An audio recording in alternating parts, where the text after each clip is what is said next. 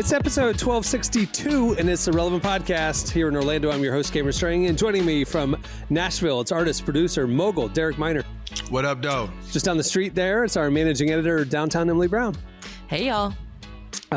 Jesse is on his last week of TV production, so he's unavailable this week. And Marty forgot we were recording today and has his baby. So he said, unless you want a screaming baby on the podcast, I'll probably have to sit this one out. And we said, what's the difference between that and if you are just to be clear, we did not say this. One person on this podcast said that. Right. Shame. Marty, if you hear this, it was not me. Anyway, we have a great show coming up. Nathan Davis Jr. is joining us. He is, I don't know if you're on Christian TikTok at all or have any good music in your TikTok algorithm, you've probably seen his stuff, but he is blowing up right now. He's exciting. He's part of this new wave of like exciting indie Christian artists that are like, they know how to do it on social media and they've got millions of engagements. And then you look and they've got like literally 2 songs out. Like, you know, that Nathan's that he doesn't even have an EP out yet. He has 2 songs on Spotify. They're both incredible. Yeah. And they both have millions and millions and millions and millions of engagements and stuff. So it's like, it's crazy. It's a new era. So before the show, we were talking about him and I said I didn't know who he is. And I went and looked him up. I know exactly who this dude is. You just didn't know his name. And I didn't know his name. Yeah. But his music is fire. I know. I've been sitting in the group chat for 6 months. I'm like, dude, guys, you know. Like, yeah. I'm hip. Yeah. He's come across my algorithm several times and it's a pleasure every time he comes across. So, yeah. It's a crazy story, too. Emily will talk to him later, but like he blew up in the Jason Derulo era, viral dances. He's a great singer. Like there was a thing of him like having a sing off with Chris Brown's, was it Chris Brown's son or Usher's son? Usher's son. And like he's singing Michael Jackson and just blowing everybody away. Like this kid was going viral in the mainstream a few years ago. And then he just got on fire for Jesus and he decided to stop making mainstream music and he's doing Christian R&B stuff now. And it's incredible. I remember seeing him because he was coming up on TikTok around like he did videos with like Addison Rae and like Josh Richards, who's now on the BFFs podcast. Like he was kind of in that era of influencers. Really? And so, yeah. See, I didn't know him then. That's interesting. Yeah. I was talking to an executive from Aliens Alive, Rodney Jerkins' label, and I was saying, legitimately, if you don't want to listen to mainstream music, you don't have to, and you don't get a large dip in quality. I agree. You know, we're in a season where there's like, guys, I'm gonna listen to this cat named Raleigh, R-A-L-I. He's cold. Del Mac, fire. Kid named Josh P, crazy. Like, and it's a variety. So if you really want the super preachy stuff, you got that. Or if you want other stuff that's like hard hitting that talks about life, you got Star Ringo, you got Aha Gazelle, you got all these different types of artists. And I know when we were coming up, like Christian music was kind of like, but it's not like that anymore. Like it really is legitimately like the young artists are bringing the fire. And I love it because my kids, that's what we listen to. And they're inspired by those guys, not just like, oh, Dad, you making me listen to this. It's like, oh, wow, did you hear what he said, Dad? He broke this bar. Like, so it's super dope, man. I'm happy right now. I feel like growing up, it was like, you know, there was the Christian version of whatever favorite mainstream band you liked. And it was like, okay, I have to listen to them. If it was a rock band, the Christian version was DC Talk. If it was a rap artist, the Christian version was Toby Mac. Right. Yeah. Every time. And it was like, okay, I'm listening to them and it's fine, whatever. But now it's like, no, I want to listen to these artists. Like, it's not like I'm kind of, like you said, pushing, like, it's almost like there was a kids bop era of Christian music. And now we're not in the kids bop era. We're in our own era and it's so good. I think it's interesting that we're talking about this just organically because we did a piece on the site on Monday highlighting just 5 new Christian indie songs that you need to have in your playlist that just came out this week. And it was like, they were all great and they're all brand new Christian indie artists and stuff. But I was, anytime we set a precedence or do something new, I think about how sustainable is this new idea? You know, if I'm setting a precedence, we got to be able to sustain this. right? So when we were talking about, we got to get back to our taste making. Relevant over the years was really known for taste making. We had a thing called The Drop, and we had Relevant Recommends and different things that like we were like highlighting movies, books, music. And then when like Spotify and playlists came out, it just wasn't as much of a need for that. So we kind of pulled back from that and focused on other things. But I'm kind of going like, now there's so much stuff out there. We need to kind of get back to taste making, curating, finding, discovery stuff. Like we've done that for a lot of our years. We can get back to that. And we've been talking about it, but we've been talking about like, what's our unique lane? We don't want to just do a generic playlist. And I'm like, is there enough good stuff coming out each week for us to do this weekly? Do we need to do it monthly? And man, when we looked around, there's plenty each week. There's plenty. So you're going to see like every Friday, Relevant's got a weekly meme roundup. Every Monday, every Tuesday, we've got a new like 5 songs you got to have in your playlist this week. Like, we're like, there's a golden era of great content that's not just generic mainstream stuff, but it's really like artistically great. It's redemptive. It's interesting, good artists. So I'm excited, man. This is like, while on some respects, because there's no central gatekeepers like MTV or whatever that we look to anymore, it feels like there's no song of the summer this year, right? There's nothing that's like collective experience for us. But the challenge is finding the great stuff. It's not that there isn't great stuff. We just need to like find it and show it to you. So I was talking to a curator at a large DSP, and he gave me 2 points. He said, number one, I listen to 2,000 to 3,000 songs a week. He's one curator. So that's not along all of the curators in every genre. He's just one curator. And he said, in the past, there used to be a filter between me and the music. So the producer was a filter, and then the A&R was a filter, and then the record label was a filter, and then the radio guy was a filter. So by the time the records got to me, my job was relatively easy as far as placing good music. He says now my job as a curator is I'm really the first and the last filter, because I don't want the end user's experience to be like mine, which is I'm inundated with thousands of songs that some of them are of varying quality.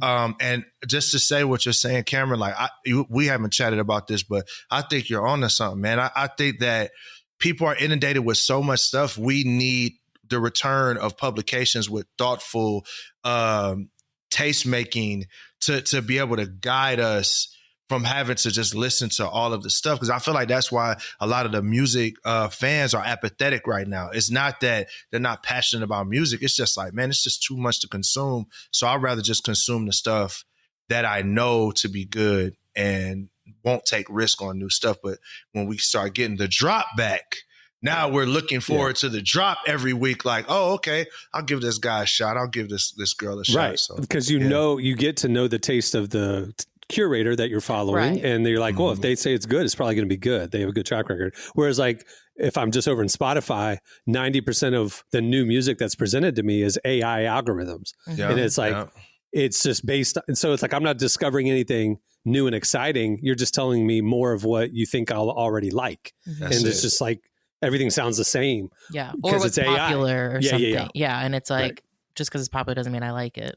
Right. And like, I want to discover, I may be into like singer songwriter, but there's this amazing like folk artist or this amazing R&B artist that like I love and I'm inspired by. Like, where's that coming from? Because like we're so siloed right now.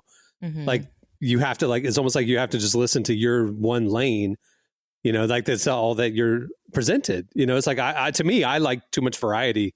So like I'm frustrated with this era of music. It sounds like the blog era is coming back, bruh. It needs to be. I'm like not gonna lie. It sounds like the blog era is coming back. Full For circle. Anybody that was around during the blog era, that's where we got Tyler, the Creator.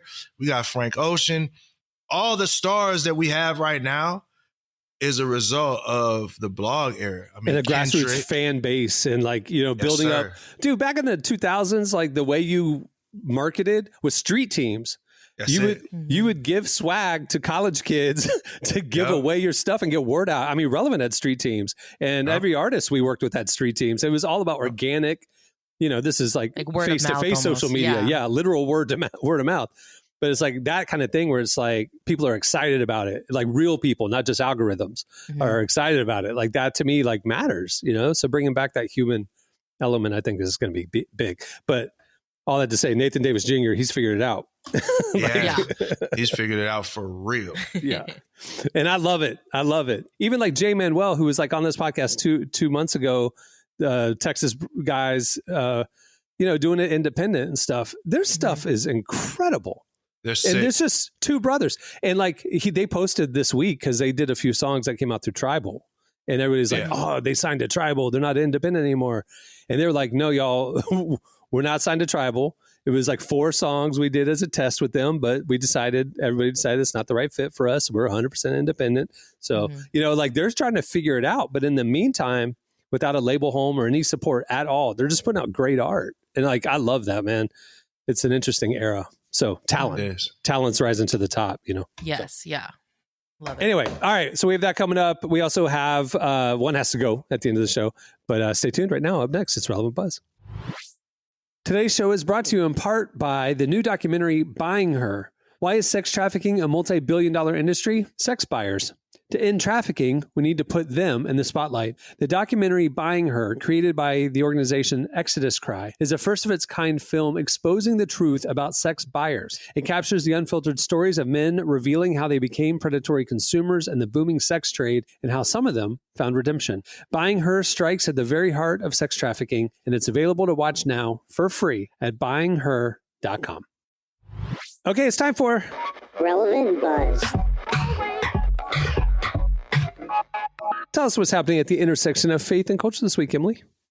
Okay, so the first thing I want to talk about is something that went viral on Christian Instagram this week. You might have seen this going around. Forrest Frank. Wait. Christian Instagram, that's a thing? We're calling it Christian Instagram now? I mean, like I know, Derek, there's Black Twitter. There's, you know, there's basket. You know what I'm saying? Like, are we saying Christian Instagram is a thing? Well, I think it is. I think it is. There's a bubble. I think it is. There's another one. Okay. Because Christian Twitter has dwindled significantly with all the changes. So, like, a lot of them are. All right. We got to have Christian Instagram. There's so stuff is going viral in the bubble, but doesn't necessarily break out of the bubble. Right. You know, because that was kind of the thing about Black Twitter, right? I mean, it's kind of like jokes are going huge in the community, but it doesn't break out of that, you know, but it's like Christian Instagram. Okay, I'm with you. All right, okay. So on viral Christian Instagram, it was going around this week that Forrest Frank has passed Drake for monthly listens on YouTube Music. So currently Drake has 135 million listens on YouTube Music and Forrest has 145 million, which is pretty crazy. Monthly listens. But I want Derek to help me figure something out here because I don't listen to YouTube Music. I listen to Spotify for music. And so when I look at Spotify numbers, I'm saying I specifically listen to Spotify. I'm just saying I listen to Apple Music primarily, Spotify second, but I've never once been over to YouTube Music. Right. So I went to go look at Spotify numbers because I was like, oh, wow, if there's this many on YouTube Music, what's it like on Spotify? Forrest has 9 million monthly listeners on Spotify and Drake has 82 million. So I have 2 questions for you, Derek. Why are the numbers so different? And who is the audience on YouTube Music? Do you know? That's a good question. So I'll try to shed as much light as I can on it. So, and it's crazy because I literally just watched a video last night on this. So I feel ultra equipped. So there's an artist out. Let me look at his name. He's like a EDM artist. I think his name is BBNOS. I don't know how you would explain that, but he broke down what a monthly listen is. On YouTube Music? Period. Just monthly listen in general, Spotify, YouTube Music. It's just a person that returns to listen to you twice in a month. Right. Okay. So that's a listener. That's a monthly listener. Yeah, that's what a monthly listener. Okay, so but YouTube Music, it was listens, and Spotify, it's listeners. But is it the same thing, just different? It's the same thing. That just everybody has their thing. I think the YouTube Music thing is 145 million, and on Spotify, which is enormously larger, you know, they're 9 million to 145 million. It's 9 million people listening to him on Spotify, but it's 145 million times his song was played on YouTube Music. Well, anyhow, so that's monthly listeners on Spotify. Got it. I know that. As far as monthly listeners, I haven't researched that, but I know monthly listeners on Spotify is just someone returning to listen to you twice in a month, right? but your consumption may be through the roof, right? Right. So I say all that because there's two things that are at play. Knowing that helps you understand the monthly listener number, but then also at the same time, people listen on platforms they want to listen on, right? So most people are either a Spotify person, they're a YouTube person, they're an Apple Music person, Amazon, Pandora, they're not I'm all DSP person, right? Because people don't want to pay for all those different subscriptions. Mm-hmm. You have that as well. And then also what I think is happening with Forrest is YouTube Shorts is what's feeding the algorithm in that way. So in Christian, they have a shorts type thing on Spotify called Clips, but it's not as impactful as YouTube Shorts.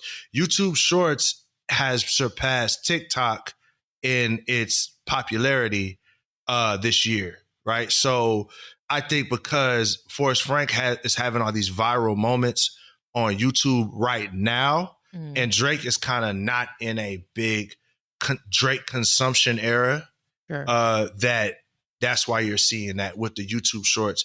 Like, I mean, if you click one Forrest Frank song, it's going to send you to 50 other people dancing to the Forrest Frank music. And those don't count as a YouTube music listen, though, right? You're just saying the algorithm favoring it over on video is more people than going over to listen to his music on YouTube Music. To my knowledge, yes. Okay. To my knowledge, all of that stuff is because, like, if I were to take a Forrest Frank song and to put it on my YouTube channel, I wouldn't get monetized on it. They would instantly monetize that to Forrest Frank. Right. They have an algorithm or AI that says, hey, this is not your stuff.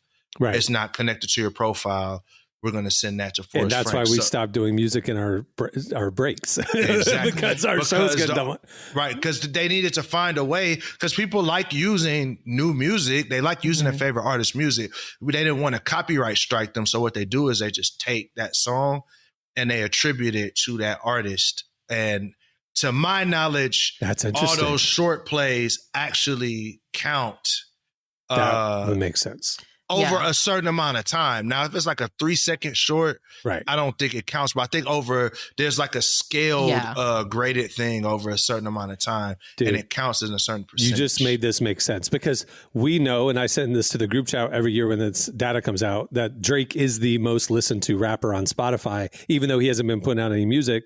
And that made no sense with Kendrick blowing up, all this kind of stuff. And we would talk about that. But the reality is at the point you made in those discussions was catalog. Like, there's just people that are listening to 2010 Drake just because they like it. And that's keeping him up at the top of the charts, even though he's not putting out new music. But you're talking about on YouTube music, it's really driven by viral videos. Well, Drake, if he's not putting out new music, he's not putting out viral videos from 2010 catalog. Right. He's not putting out new clips. So he's not going viral now on that side of things. That's an interesting distinction I didn't think of. Yeah. So I just think they're not clipping Drake right now in shorts. Yeah, it's not feeding the beast. So, but you know, if he drops an album next week, you're going to see something different, you know? Right. Right. Yeah. Interesting. Oh, that's interesting. See, we were talking without that knowledge. Emily and I were like, so normal people listen to Spotify and like Christians listen to YouTube music? Like, what's going on over Christian here? YouTube now? Because like the only person in my entire life that I know that listens to YouTube music is my mother. She's turning 75 on Friday. She loves YouTube music. Shout out, Mom. I'll send her links to artists on Apple Music that she'll like, and she's like, I can't listen to this. So I'll have to go onto YouTube to find the link to that artist, and I'll send it to her.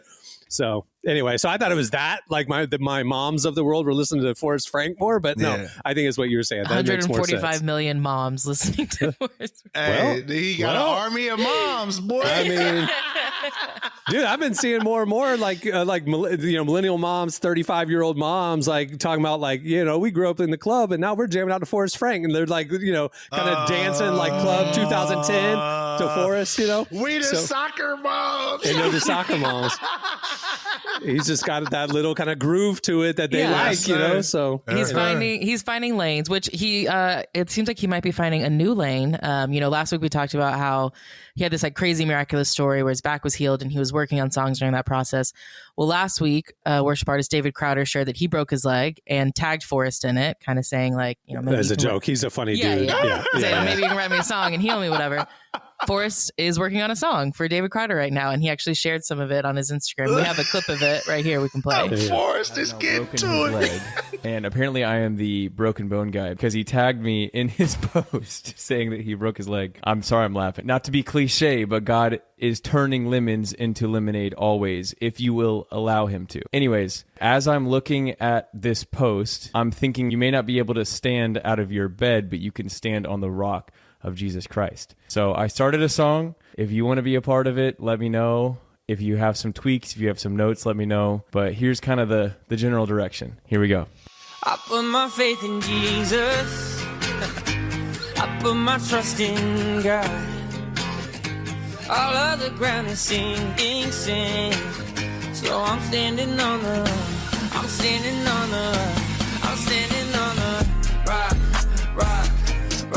So he's the new Benny Hinn. Forrest Frank is the new Benny Hinn. He's writing healing music for anybody who has an ailment. Love it. Let's go. I'm about to go break my leg right now. You need to get that Forrest Frank blessing. Yeah, that's what I'm saying. Like I saw people being like, I kind of need a boost in the algorithm, so maybe I got to break a leg, and then Forrest will write a song. Like, the Forrest on Christian Instagram. That's what you got to do. So. He was. We talked about this last week. Like 3 weeks ago, broke his back, showed the X-rays, 2 vertebrae fractured.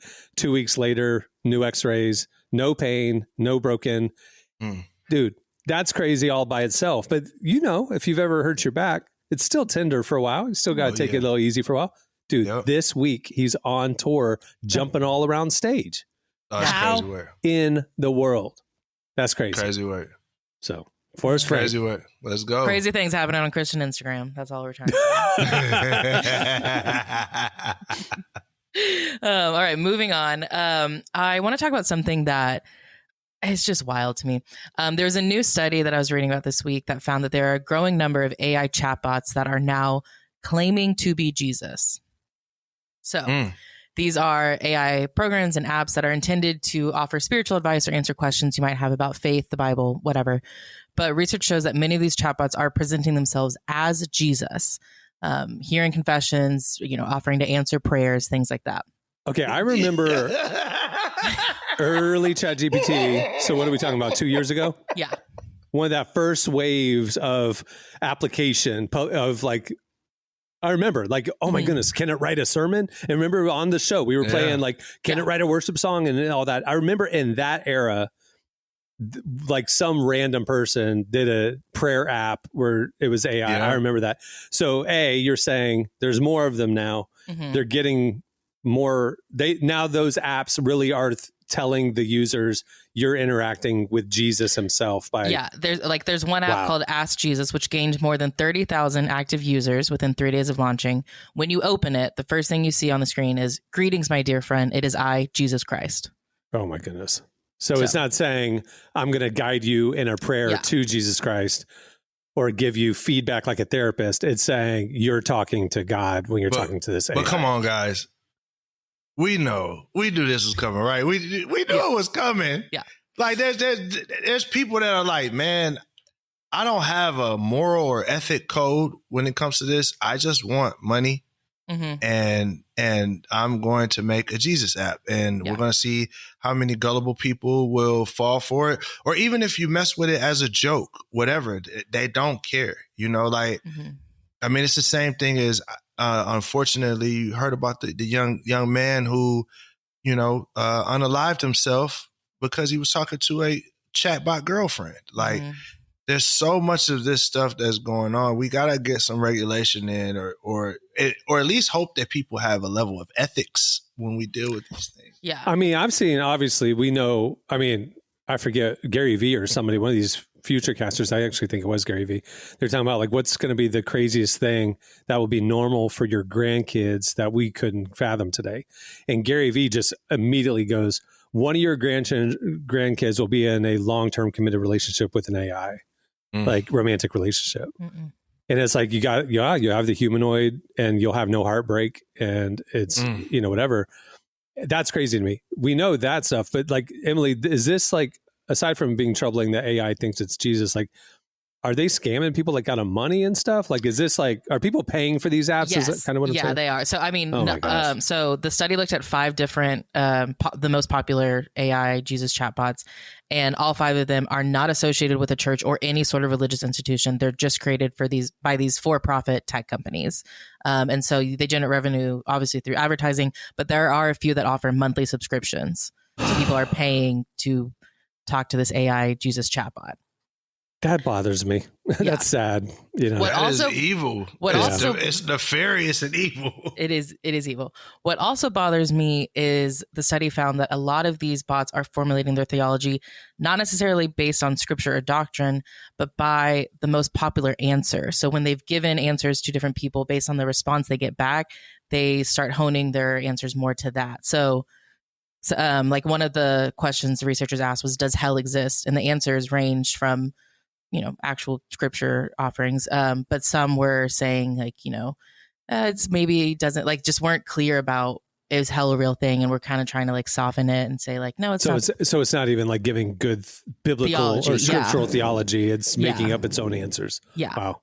Okay. Because Of course, more people are that's saying comforted by it's that. Jesus is not going to give great theology. Well, I was just wondering, Yeah. I guess I was just hoping that maybe, like they say, the AI only knows what you feed it, right? So it's like, if they're saying like only reference, when you're answering theology questions, only reference what the Bible says, okay, then it's just a AI guide to answering questions in the Bible. Mm-hmm. But if it's answering outside of what the Bible says, that's what the study showed, was like, it's not offering scripture, it's offering kind of its own personal theology. great. Because if a person's brazen enough to make an app that calls itself Jesus, then they're definitely not going to put any hard lines into the chatbot that's going to frustrate the user, because they want to keep the user connected so they can keep getting them monthly subscriptions.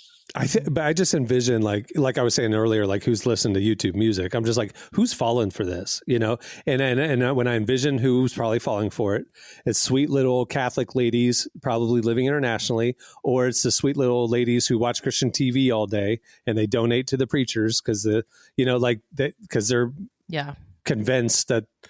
I don't know. It's just sad. Or it's the more vulnerable people that I think would fall for this. I think also like brand new believers who do have questions about the Bible, and they see this app like, oh, I can. They're assuming this is probably rooted in scripture somewhere. You're right. So then they're learning from this algorithm that it's just wanting their money. It doesn't actually care about giving them truth and spiritual guidance. So what you're saying is stay away from Christian Jesus apps, and let's just throw Christian dating apps in there too. What other apps do we want to keep people away from?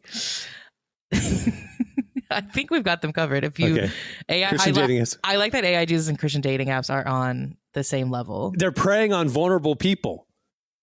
Ooh. I don't even want to know what's in a Christian dating app. I've never opened any of them. I've just seen more and more like Christian influencers like being paid to promote more different Christian dating apps. Yeah. It used to be like Christian Mingle, but it's like, okay, so they're paying these promoters or these influencers. So there's money involved, which means these Christian dating apps make money. Yeah. So really, what are we doing here? You're just preying on lonely Christians to make money. I don't know. For sure. That feels icky to me. A shadow of it's a like, doubt. what you're doing over on Hinge and matching, all that stuff. But like, I feel like the Christian space should be a little more protected from just sheer corporate greed or, whatever. So. You'd think that, but all dating apps are kind of created equally. What in other the sense that vulnerable they're people terrible. can we exploit for money? What other vulnerable people? Let's think about I mean, this. that is the age-old question that a lot of people have been asking. That makes me so mad. Anyway, sorry. Yeah. Makes me Go mad ahead. too. Let's end on a positive note then. So let's move on. I want to mention something that is personally very near and dear to my heart. The Jonas Brothers kicked off Oh, I their thought you were going to say Christian dating apps. Sorry. No, that could not be farther from my heart. That is not near my heart. No, the Jonas Brothers, they filled my heart where Christian dating apps should be, I guess. Aren't they all married? I don't want to talk about that. Okay. Anyway, Jonas Brothers. Jonas Brothers kicked off their stadium tour this week in East Rutherford, New Jersey, and they brought out some very special guests, including Switchfoot. Oh. So obviously we love Switchfoot here at Relevant. So the band came on stage, played their song Meant to Live, and then stuck around for the Jonas Brothers deep cut song, Hold On, one of my favorites, if anyone cares. We actually have a clip of them singing Meant to Live. I won't subject you to Hold On. Here it is. I heard Kevin and Jose playing and singing this song for the first time ever together. It was called 24 by the band Switchfoot. And they sounded incredible. And the song was so inspiring to all of us. And the album, Beautiful Letdown, changed our lives. Truly. And I walked next door and I said, hey guys, I was 11 or 12 at the time. I said, hey guys, you guys want to write a song together? It's the first song we ever wrote together. It was because this band made that album and wrote this song, 24. And so 2 days ago, we released our new album. It's called Greetings from Your Hometown.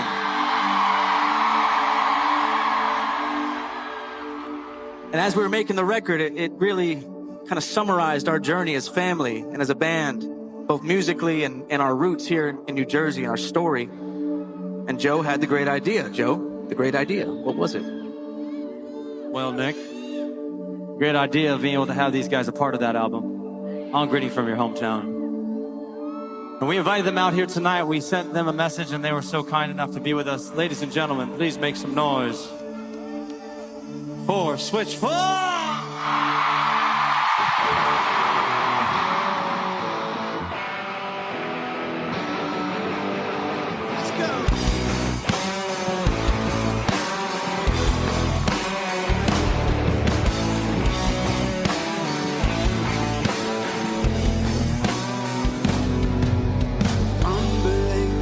Confidence and wondering why the world is passing by.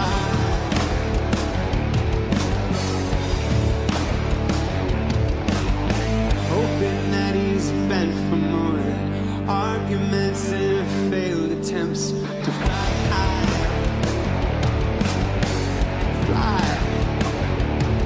Oh, we were meant to live so much more, and we lost ourselves.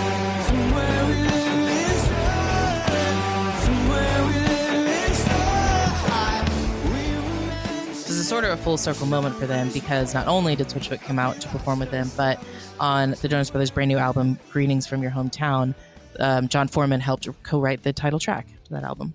So they're now performing with and collaborating with their heroes, their musical heroes. Yeah. All right, Derek, question. If you had a show, big show, and you were going to bring out a surprise guest, like your hero, and the crowd would go crazy, who is that? Can't. He's crazy now. Oh, he's crazy now. No. Okay.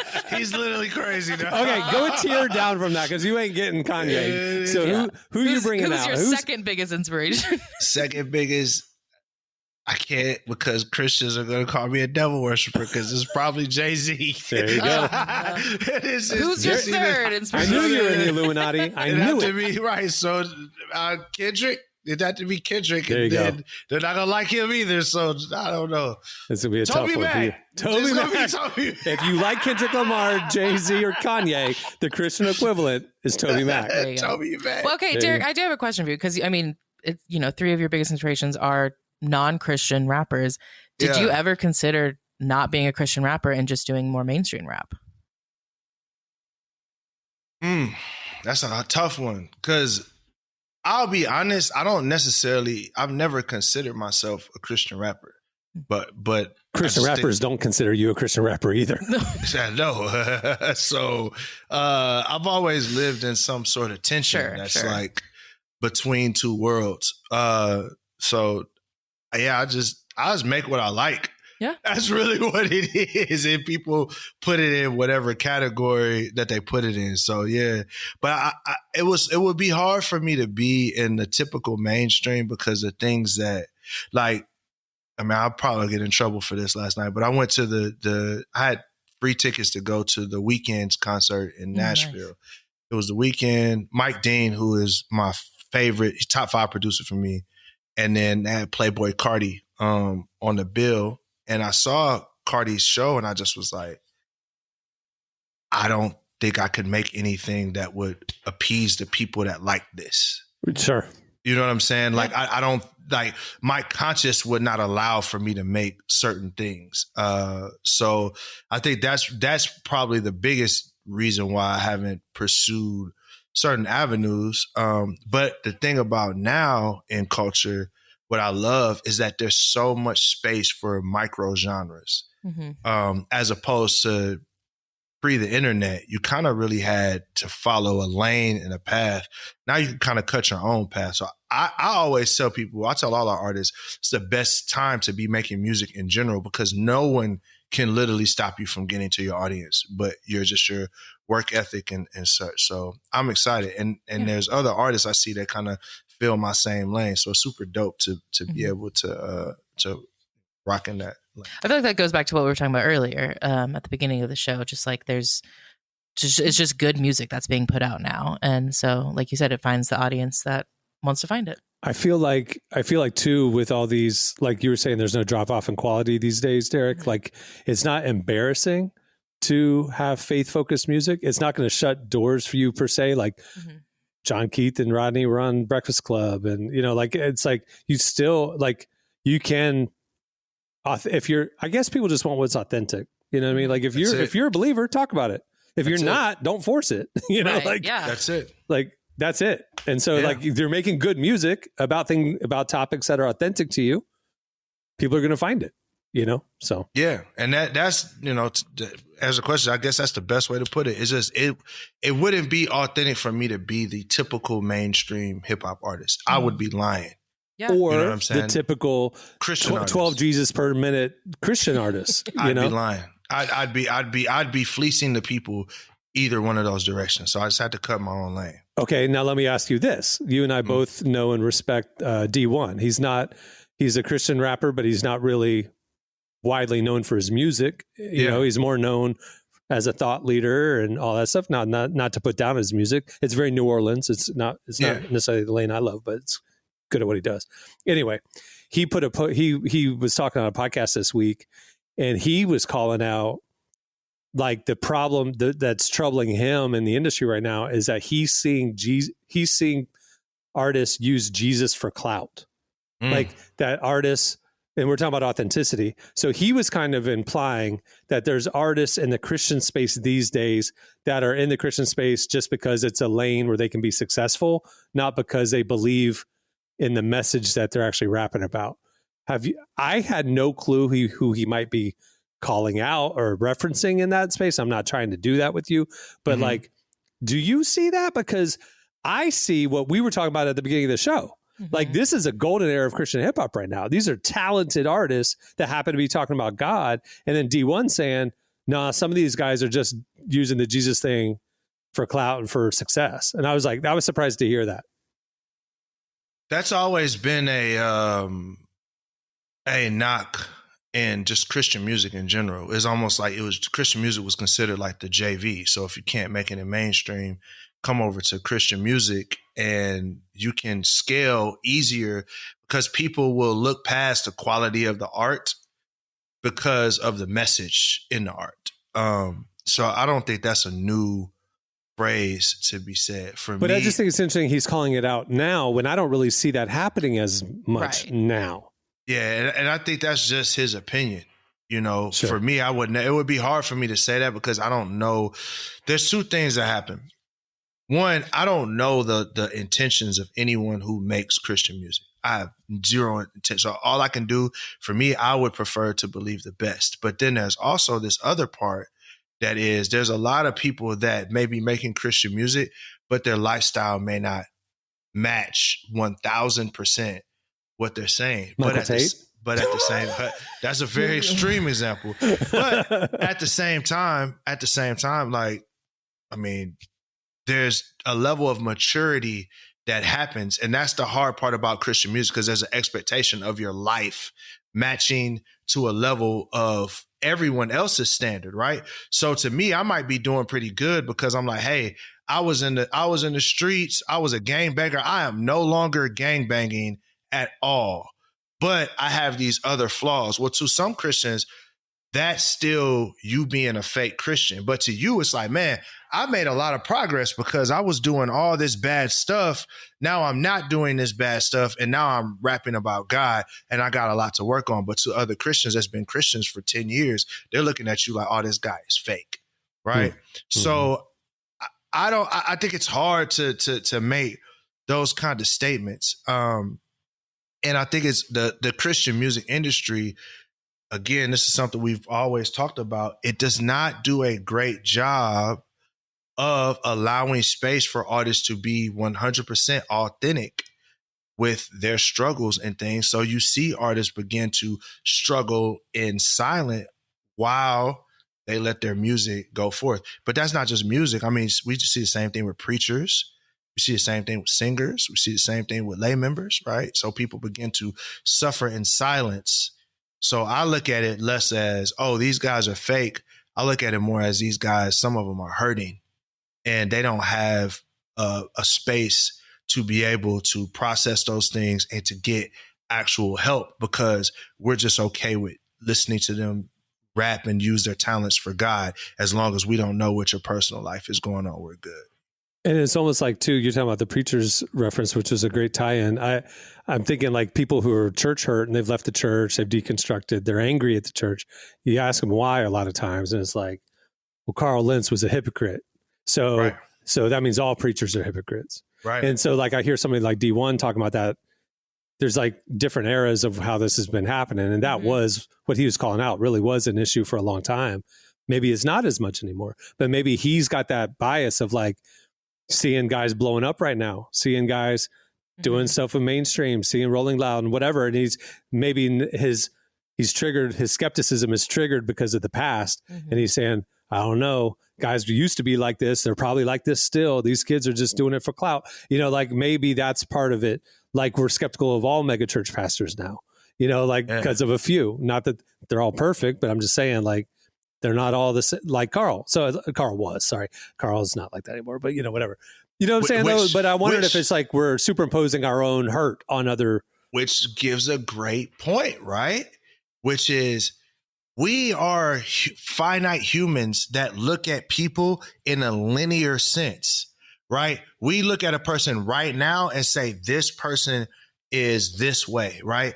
And we do not look at what God is doing in their life. We can't see what God is doing in their life in the non-linear sense. So like you said, Carl has a reputation of being this one guy, but no one knows the Carl now. And no one's going to give him a chance, right? Or most people won't give him a chance because what he's done has broken their trust, right? And we look at things so linear and so harsh. And I believe that we struggle a lot, not saying this is D1, but a lot of times we struggle with having faith and believing in people, the best in people, is because we look at ourselves and we struggle to forgive ourselves. And a lot of times we project that Christians do that on one another because the truth is we're all struggling. That's the truth of this whole thing, that what he's saying is absolutely right. The only issue is that none of us have embraced the fact that we're all hypocrites to varying degrees. We're all hypocrites to varying degrees. And I don't know D1, so forgive me if I know you do know him. Forgive me if I'm wrong in this, but I remember in our conversations about him and his career over the years, like he has made decisions to intentionally almost hold back his music platform, because I'm wondering this is what I'm trying to say. Did he feel by playing the Christian rap game, he was being pulled in a direction to become the type of artist that he didn't believe was authentic to who he was? So therefore he had to like walk away from what the industry wanted him to do in some respects to be authentic, which is more of a thought leader, more of this. He's calling things out, you know, whatever. And so like he's seeing the tension of the guys who are becoming successful, making different choices than he made, getting swept up in the whatever. And he's going, I'm worried that they're doing it for the wrong reasons. I walked away from some of that stuff to be authentic. And these guys are doing the stuff I said no to. So I'm curious about their reasoning. I'm wondering if his own career trajectory is being superimposed on what's happening right now. It could be. You know? It could be. I think that it could be. Or he may just know that there's a lot of people that's not. He may know the dirt. He may know the dirt. It's very way. That's like what I was saying to Emily this morning. I was like, Tell us who you're talking about, D1. That's what I'm saying. Tell us who you're talking about. Like that's why I'm like, I'm not gonna. It could be either or. It could be a mix of two. The only way to know is we'd have to get them on the pod and talk about it. Like I could make a call. We can name names. Talk about it, right? Name names, D1. You know the thing that I've seen is that like we are all hypocrites to varying degrees. Come on. We just all are. And some of our hypocrisies are more widely accepted by people than others. That's the truth. That's not to say that, okay, well then no one gets a platform, or, hey, there's not people that have disqualified themselves so much that they've broken so much trust that we don't need to listen. We can't listen to them right now because it's just not effective. But the truth is we're all broken, man. And somehow we believe that being in the hospital, which is the church, it's supposed to have more, it's going to have more broken people because more sick people there, right? That's just the truth. So, yeah. D1, everybody. Let's go. Anyway, how do we end up on that, Emily? Jonas Brothers and Switchfoot. We ended up on D1. All right, let's go. Okay, that'll do it for Relevant Buzz. Make sure to check out those stories and more over at relevantmagazine.com. Thanks, Emily. All right, stay tuned. Up next, Nathan Davis Jr. joins us. Are you a recent college grad or about to graduate from college and have no idea what's next? Check out the Global Ambassador Program, or GAP, with ELIC. GAP is a professional development program that will help you gain the tools you need for a lifetime of impact. Be immersed in the cultures of Thailand, Tunisia, or Uzbekistan for 9 months as you take language classes, grow in your faith, and serve the local community alongside a team of other Christian young professionals. And get this, ELIC recently opened applications for 2026. You could be on a plane next summer, impacting lives and reaching your fullest potential.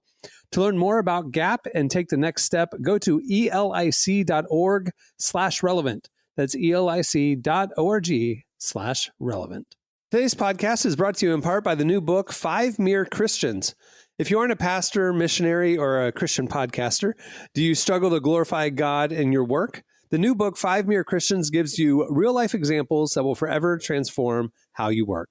Through the compelling profiles of notable mere Christians like C.S. Lewis, Fred Rogers, and 3 others, authors Jordan Rayner and Kaylee Cox show how you can glorify God through your work today. Get the book or learn more at 5merechristians.com. Again, that's 5merechristians.com. Our guest today is Nathan Davis Jr. You might know him from some of his acting roles in shows like The Runaways or movies like Detroit, or maybe in a few viral videos on Instagram. Lately, though, he's taken a pretty big turn, stepping away from the traditional Hollywood career to focus on making Christian music. And it's not just behind the scenes. He's been super open about his faith online and is connecting with a lot of people.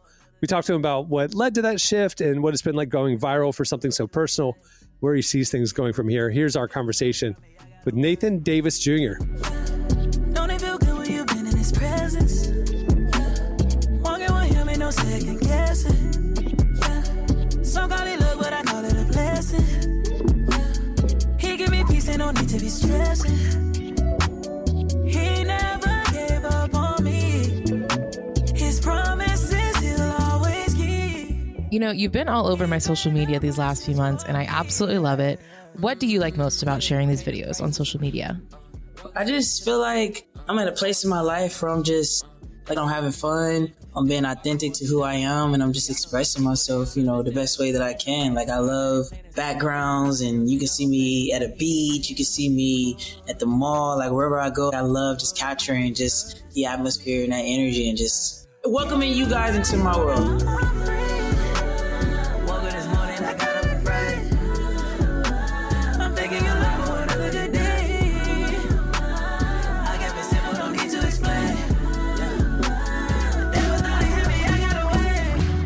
Clearly got a lot of creativity. Have you always been a creative person? Yes, ever since I was a kid. You know, I have 2 brothers and my dad, but the majority of my life it was just me and my mom. And, you know, being an only child, you got to find hobbies and things to do. So she'll put me in like choir. I did like all the choirs, like concert choir, show choir. I was like first chair, all state, all west for like choral music.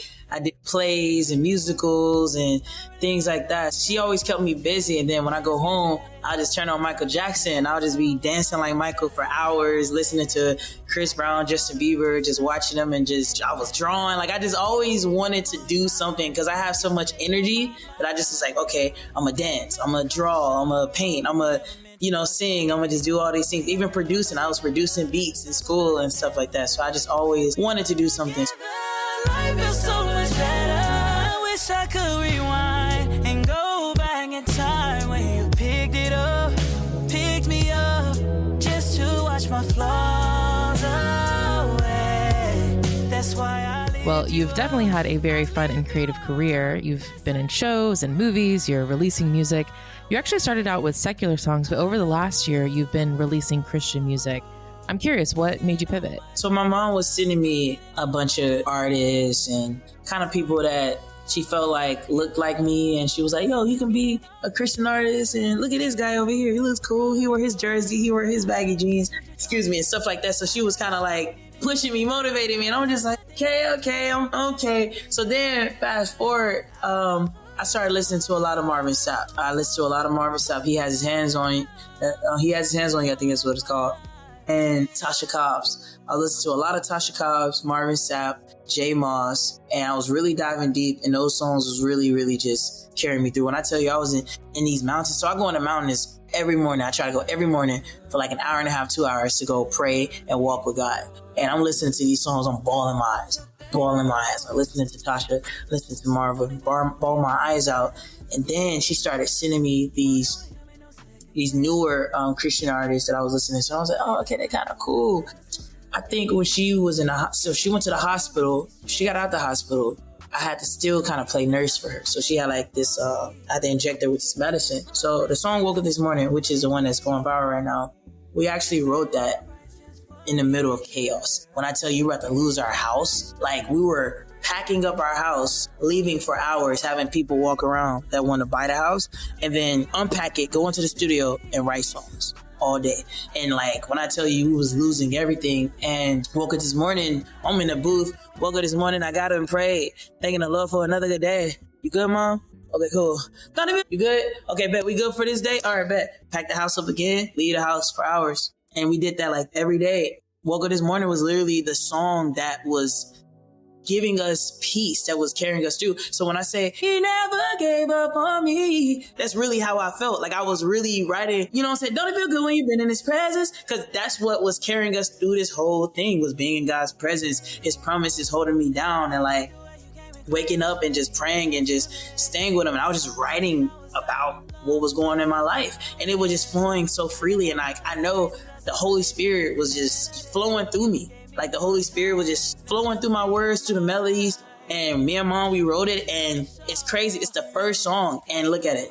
And I dropped the video on Instagram. I just threw it out there and it hit like 1.8 million views, and I think it's 4 million streams total, over like 20-some thousand videos done to it. And I'm not signed to a label. I didn't have no investors. I didn't have no big page reposted, none of that. It literally was God and my supporters, and it just blew up. And it just shows you, just when you're obedient, when you're patient, and when you have faith, God's gonna take care of you. And it's just, yeah, it's just, he's been taking care of me. And now it's like, I don't write no song. I don't go into the studio unless I talk to the big man upstairs. Like, we got to have a one-on-one conversation. I got to pray. I got to really, really tap into my spirit, because I just want to make music that's going to just show God's love. That's going to remind you guys how much God loves you. That's going to remind you guys that you're a human being and that you're not perfect, but through God's eyes, you're always perfect.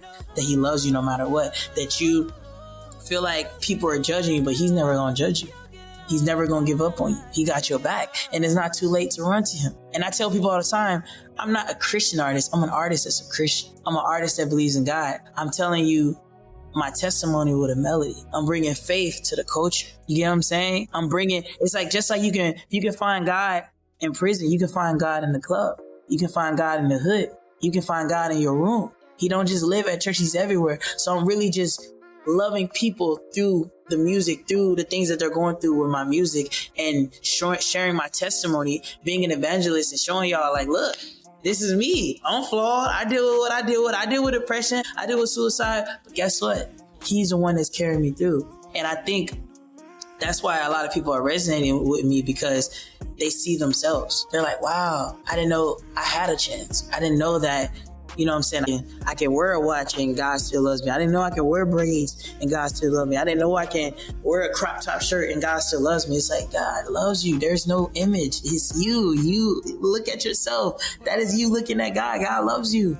He's in you. You're in him. He loves the way you are. He calls for unqualified, you know, and that's just my message. Is like, just keep going. You know what I'm saying? He'll use anybody. He'll use a bird. You feel me? He'll use anybody, because we're his creation, you know? Why you approaching me? I don't do fear and anxiety. Whoa, get back. I just got Pops on the phone. He said to leave me alone. You said you never leave me, never save me. Yeah, you told me you'll always be with me. So when you sit down to write a song, where are you getting your inspiration from? A lot of my love songs are songs about the love that I have for God, right? So some people might write about their girlfriend, they might write about their boyfriend or their teacher, whatever you want to call it. I write songs about the person that loved me, and that was God. So I'm going to write love songs about him. But I feel like I make it so digestible that I speak in a language that the culture understands, because that's what I understand. You know what I'm saying? So I speak how I speak because that's me. And when I write these love songs, you listen to it, you're like, oh, this feels lit. And you really read the lyrics, it's about God? Whoa, okay. Wow, this is, you know what I'm saying? This is dope. So it's like, I'm kind of using the storytelling from the Marvin Gayes, the Al Greens, the Aretha Franklins. Those are inspirational artists. I'm using that storytelling, but also giving you those and being honest about, you know what I'm saying, about God. You know what I'm saying? And just showing them like, look, this is how I feel. And then I got songs where I'm just talking about, look, one bullet, all I need just to end it right now.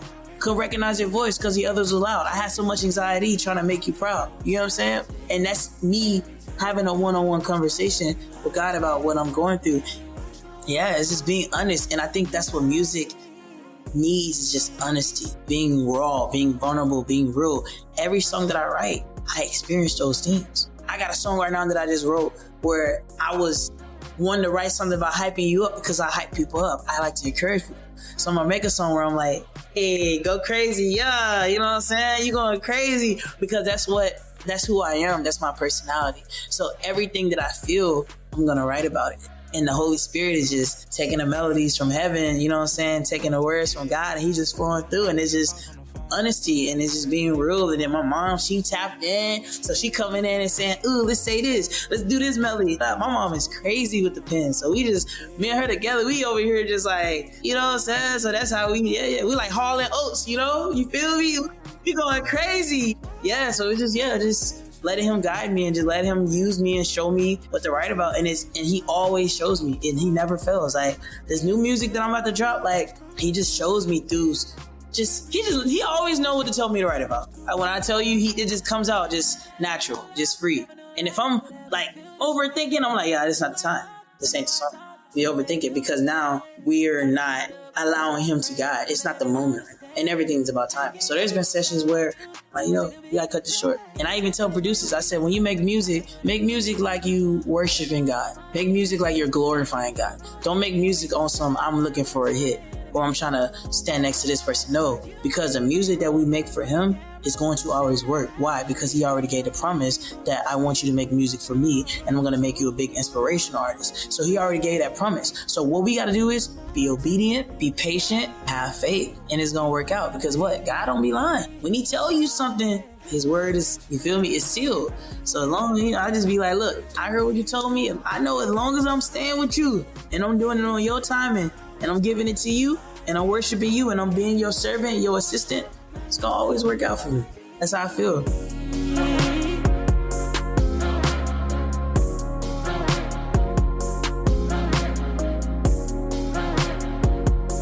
That was Nathan Davis Jr. Make sure to follow him on Instagram or TikTok. Go check out his stuff on, where we get your music. Phenomenal. Excited to see what happens with him moving forward. All right, stay tuned. Up next, it's One Has to Go.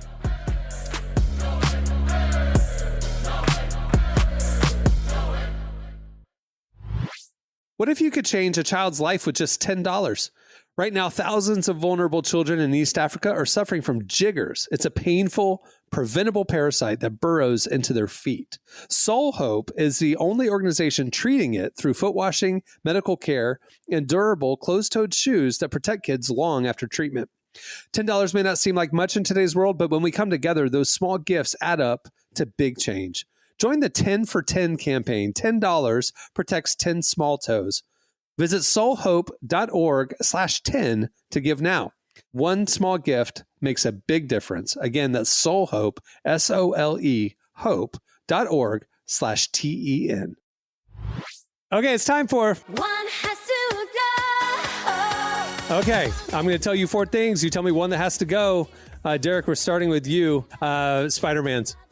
Tobey Maguire, Andrew Garfield, Tom Holland, Shameik Moore, who is the voice of Miles in the Spider-Verse. One has to go.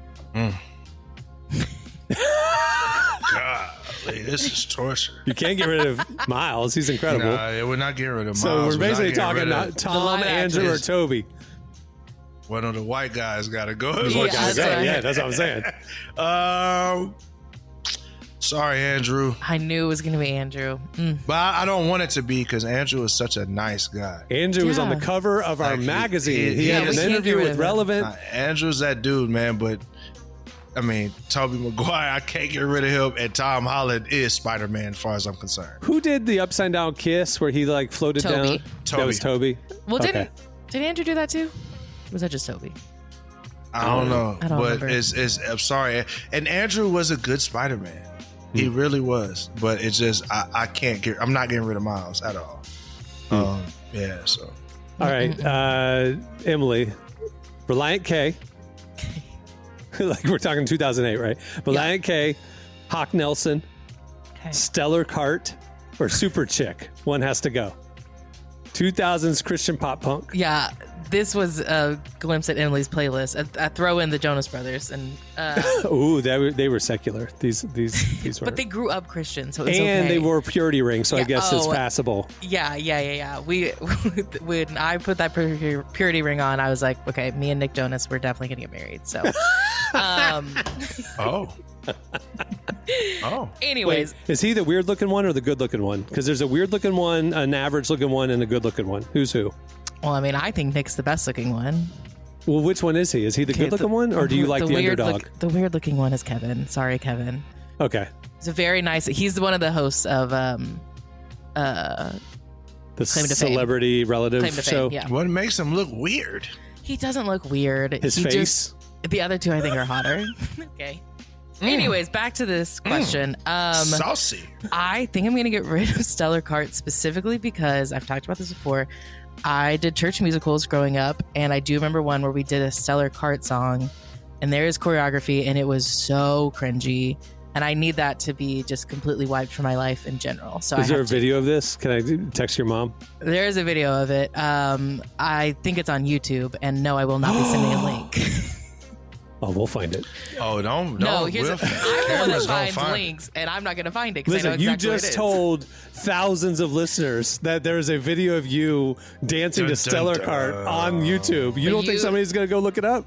Well, I will contact my youth pastor's wife and tell her to take it down. Oh, there's more clues. Okay, moving on. I can't keep giving this away. All right, Derek, mixtape era, streaming era, CD era, or vinyl era? One has to go. Jesus. Man, I don't need it. Mixtape Would era, you like streaming to ask era. an AI Jesus for help on this I question? think the streaming era is going to go out of these, being honest. Interesting. I knew you would say that. I think so. Because you're thinking about it from an artist perspective. From a consumer and music fan perspective, the streaming era, like I remember in 2000, man, I would go down every Friday night to the Virgin Megastore, and they had the listening wall of like curated new releases and stuff like that. And I would buy, and I'm saying weekly, I would buy 10 CDs, $150. And I'm driving home and I'm putting them in, I'm listening to them. And that era, you got to remember the 90s too, man. Like CDs, like they'd have a hot song or two. And then you had to pay $15 to get a CD, and the rest of it was trash. You're paying for 2 songs. And so it was just really limited how much music you could afford to participate in. And so, like, to me, the streaming era, I can listen to anything I want. I can go down, my Enneagram 7 can go down a wormhole of like all these subgenres. To me, I can't. I mean, this is like unbelievable. So, and maybe it's just because I'm a zillennial, but there's nothing like cracking the plastic open on a CD, reading the liner notes, having actual artwork. And it's like the digital era, as much as we have access to everything, I kind of find myself listening mostly to the same thing, feeling siloed into stuff where I feel like the CD era, you'd see artwork and be like, oh, that artwork is interesting. Let's see what that is. And you grab it. And, you know, it's a crapshoot. You know, financially, obviously, this is the best era, but artistically and just experientially, I felt like those eras were a lot more fun. And I would say to that point, that era, because more money was involved in the actual project, there were labels who could afford to have layers of songwriting and A&R and development. And so by the time it went through the whole process, which was an expensive process, you know, it was usually the art was better on the other side. And, you know, radio airplay and, you know, hits were made. And now it's like hits are harder to come by, you know, because anybody can just throw it out. And maybe the music has suffered because it's so much easier to, you know, put it out. And it's disposable now. Yeah. Like you're talking about, you're sitting down with it, you're investing time and money into it. Now, click, okay, and I'll never think about that song again. It's disposable. So because you were buying a piece of art. And here's another thing. It may not be that all of the music is disposable right now. It may be that our attention spans are so cooked that we don't have time to enjoy some really, really good art. We're like, oh, wow, this is great Picasso painting. And just throw that joint to the side like it doesn't matter anymore. You know what I mean? We may be seeing some generationally great art, but our attention spans are so fried that we can't even recognize it. Or just distracted. Because, like, I think about, like, when a new, you know, Taylor Swift album came or whatever, and I would, like, get the CD. I would literally, like, I would play the CD. I would sit and listen. I would read the lyrics and everything. And now, whenever her last album came out, you know, I sat and listened to it, but it was like I was also like on my phone, like looking at Twitter, like I was doing other things. I wasn't like fully immersed in the experience. All right, Derek, Emily, it's college week, college movies. Old School, Legally Blonde, The Social Network, and Good Will Hunting. One has to go. Oh, jeez. I know Good Will Hunting predates you. No, but I've seen all those movies. Okay, yeah. And I do love all those movies. Yeah, I mean, obviously, I have to keep Legally Blonde. That is one of the pivotal movies of my life. Social Network is that was like the first movie I remember watching and thinking, I think I like movies. Just, it was so good. I think I'm going to have to get rid of Old School. I'm sorry. I just watched it the other day. I haven't watched it in a long time. Does it hold up? I mean, it's completely raunchy. I'm not endorsing it, but it holds up. I think, that's just not my humor. It's fine, but... Will Ferrell movies? Controversial. I'm not a massive Will Ferrell fan. So you didn't like Step Brothers and stuff, or Anchorman? I think Will Ferrell is very funny. I would love to see him in a role where he's playing something other than the other 50 roles he's already played. Well, I feel like the era where he was collaborating with Adam McKay was like his prime time, and now that they don't collaborate anymore, I agree with your statement more on his last 15 years. But there was something like right after he left SNL, there's a 5 to 8 year run in the 2000s where it's like untouchable. Yeah, he was great. I mean, I loved Blades of Glory. I love the other guys. Like, there are Will Ferrell movies that I genuinely love. I felt the same way about Adam Sandler up until he did Uncut Gems, where it was like, I think you're very funny. I would like to see something else from you. Well, I mean, Will, if you're talking about dramatic turns, he had that one where he played the accountant. He's done some of that melancholy dramatic roles. Which one was he, the accountant? I'm trying to remember. I think we're different because I'm just like, look, man, if that's what you do it. Just keep doing it good. He's having a great time. I'm saying for me personally, just not a big Will Ferrell fan. Sorry. Stranger Than Fiction is one of them. Everything Must Go is the one I'm talking about where I think he plays the accountant. That was 2010. Stranger Than Fiction was 2006. Those two I think were fantastic. I mean, he's got other ones that are forgettable. But anyway. All right, last one. Here we go. All right, I'm going to do a food one, Derek. Your food brunch orders. Avocado toast, breakfast burrito, Eggs Benedict, or a giant pancake stack? One has to go. You can get the avocado toast up out of here. Have you had good avocado toast though? I have, but it ain't gonna. I'm not removing a stack of pancakes for no avocado toast. Yeah. And what was the other one? Eggs Benedict or breakfast burrito. I mean, I'm definitely not getting rid of the brekkie burrito. Mm-hmm. Yeah. Eggs Benedict for me. I'm not a hollandaise sauce guy. I'm cool with the. I mean, we can get rid of the eggs Benedict too. We just give me the burrito and the pancakes. I'm cool with that. That's all you need for brunch. Yeah, we are, but. All right, Emily, we're ending it with you. Here we go. Will Smith movies. Bad Boys, I, Robot, Independence Day, or Men in Black. One has to go. Please don't hate me. I was pretty underwhelmed with Independence Day. What? I'm sorry. I don't hate you. I'm just like, I'm judging you now. What do you want on a July 4th popcorn movie I don't know. experience? White House up. I didn't watch it. I think I watched it during the pandemic. But aliens and they blew the White House up. What more do you want in a summer movie? I think I watched it like 5 years ago for the first time. And I remember, I'd heard so many great things you didn't about live through it. Okay. I did not. Yeah. So I had heard Independence Day is such a great movie. So movie. it doesn't hold up is what you're saying. Yeah. So I went into it being like, oh, this is going to be an incredible movie. And it was like, this is what we're hyped about. No, you had to live through Independence Day. Yeah, you had to be there. It was groundbreaking. It was for sure. Wasn't it in the 90s? Yeah, late 90s, early 2000s, somewhere in there. Okay, so I would have been about 3. Yeah, that's what I'm saying. You missed it. So these predated you. What about Bad Boys, though? That predated you. Are you basing... but that one still holds up. No, Bad I watched Boys the original. holds up. Yeah, it does. Bad Boys holds up. It's funny. I, Robot inspired the entire Tesla design department, so that holds up. Yeah. Men in Black, there's a ride at Universal about it, so it holds up. All right, that'll do it for... One has to go. Well, many thanks to Nathan Davis Jr. for joining us. Make sure to go follow him on social media, check out all of his new music, and look out for what he has coming. It's going to be exciting. Also, make sure to follow Relevant Podcast on Instagram.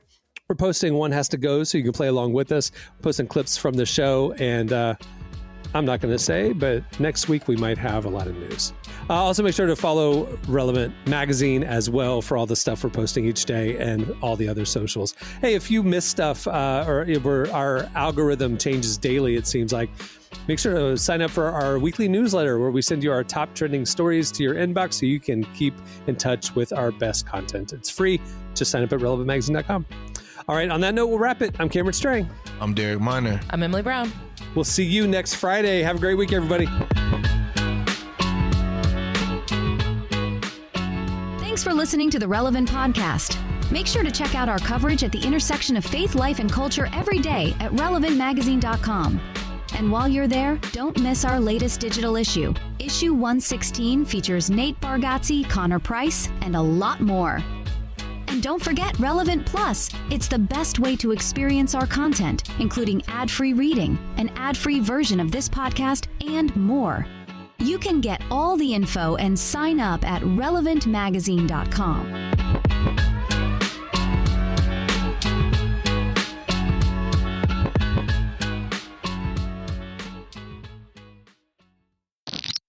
What?